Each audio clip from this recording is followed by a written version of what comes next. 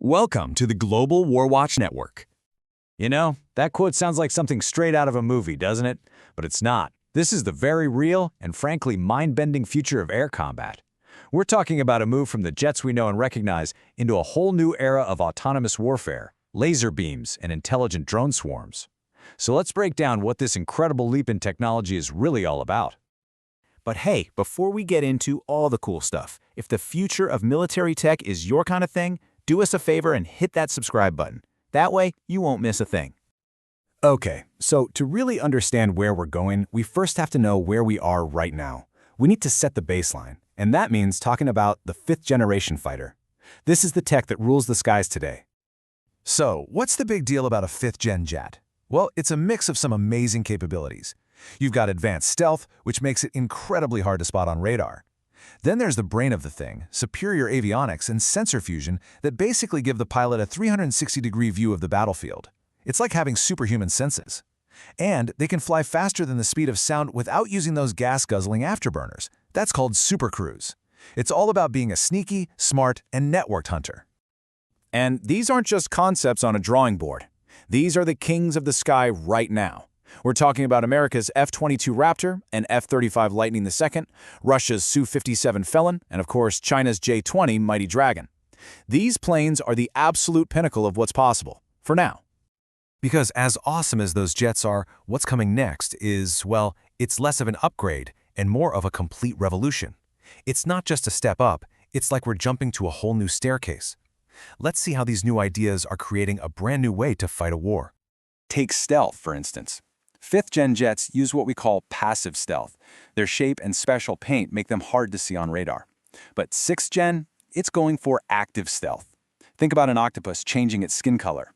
We're talking adaptive camouflage and electronic cloaking that doesn't just hide from radar, but actively tricks all kinds of sensors. It's the difference between wearing camouflage in the woods and being an actual ghost. And what about the pilot? Their job is about to change. Big time. Right now on a 5th-gen jet, the pilot is the star of the show. They make all the calls, helped by amazing computers. But in a 6th-gen world, AI is going to be the co-pilot and maybe even the pilot. We're talking about a jet that can spot threats, pick targets, and fire weapons all on its own, maybe even fly the whole mission from start to finish.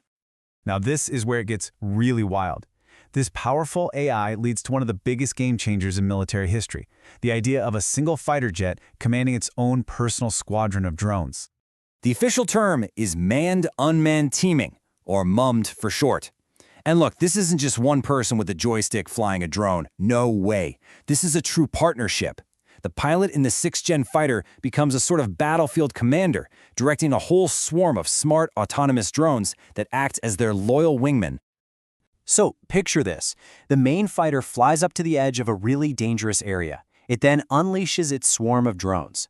The AI inside the jet acts like a quarterback, calling the plays. It tells one drone to go spy, tells another to jam enemy signals, and tells a few others to go on the attack. This completely changes the game. You can send these cheaper, expendable drones into the teeth of the danger, while the multi-million-dollar jet and its human pilot stay back at a safer distance. All right, so you have this AI-powered ghost jet with its own robot army. What kind of weapons are they going to carry? Well, get ready, because we're moving way beyond just missiles and guns. The really big news here is directed energy weapons, or DES. We are talking about high-energy lasers that can zap incoming missiles right out of the sky, or even disable an enemy jet. High-power microwaves that can literally fry an opponent's electronics. And if that's not enough, these jets will be launching hypersonic missiles, weapons that travel at more than 5 times the speed of sound. Good luck trying to stop one of those. Now, when you have this kind of revolutionary technology up for grabs, what happens? You guessed it, a brand new global arms race kicks off, with everyone scrambling to be the first to build these incredible machines. In the United States, they're not putting all their eggs in one basket. The Air Force has its NGAD, or Next Generation Air Dominance program, which is being designed to replace the legendary F-22. At the same time, the U.S. Navy is working on its own version for aircraft carriers, called the FCAS.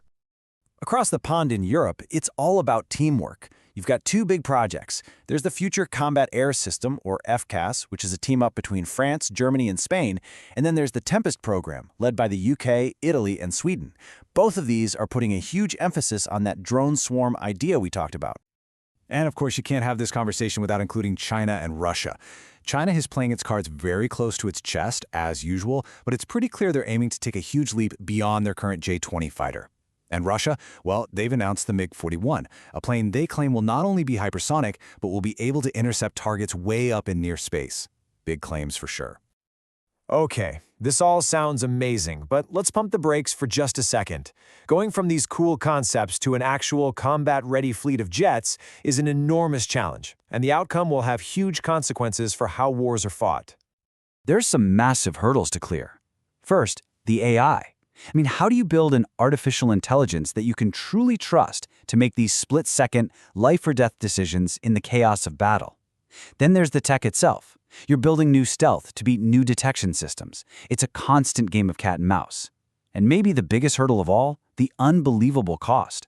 How do you afford to build enough of these revolutionary jets to actually make a difference?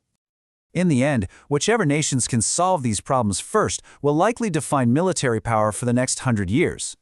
The whole situation is summed up perfectly by this line right here, that this is truly the dawn of a new battlefield, one dominated by machines that think, adapt, and fight with unprecedented sophistication. And that really leaves us with a huge question to chew on, doesn't it? What does war even look like when it's not really human pilots fighting each other anymore, but intelligent machines battling it out at speeds and complexities that we can barely even wrap our heads around? That's something to think about. Thank you so much for your time today. If you found this interesting and you want to help us keep making explainers like this one, the best thing you can do is like, share, and subscribe to the Global War Watch Network. It really helps us out. But now I want to know what you think. Is this future exciting, terrifying, a bit of both? Let us know down in the comments. And you can always continue the conversation on our social media channels. All the links are waiting for you in the description below. Thanks again.